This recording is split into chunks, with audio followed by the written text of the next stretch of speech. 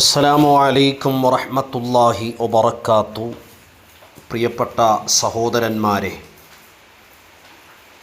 സിഹ്ർ കൊണ്ട് പ്രയാസപ്പെടുന്നവർക്ക് ചെറിയ ഒരു പരിഹാരമാണ് ഇതിലൂടെ ഞാൻ പറയുന്നത്.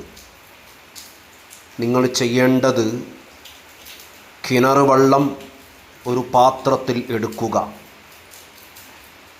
ഓരോ ദിവസവും മന്ത്രിക്കുമ്പോൾ ഏത് കിണറിൽ നിന്നാണോ വെള്ളമെടുക്കുന്നത് ആ കിണറിൽ നിന്ന് തന്നെ വെള്ളമെടുക്കണം.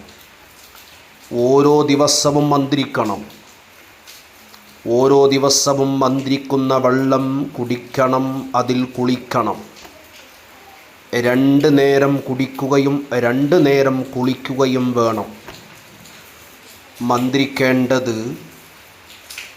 സൂറത്തുൽ ഫാത്തിഹ 11 തവണ,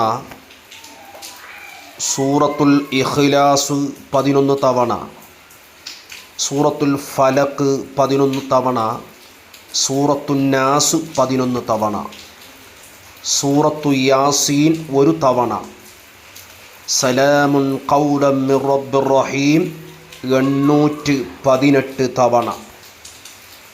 ഇവകൾ മന്ത്രിച്ച് രാവിലെ 1 നേരം കുടിക്കുകയും ആ സമയത്ത് തന്നെ കുളിക്കുകയും വേണം.